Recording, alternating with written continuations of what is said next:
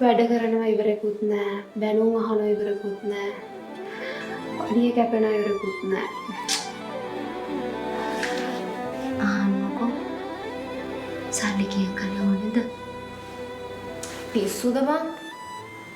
තාම පඩි හම්බෙලත් නෑ. දන් දෙන්න කල්පනා. අනේ මේ හරියන්නේ.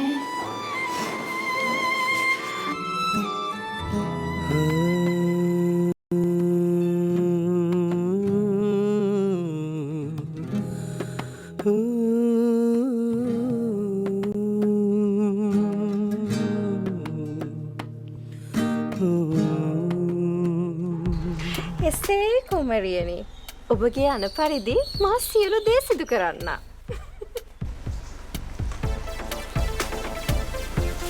දැන් හරි නේද කුමරියනි?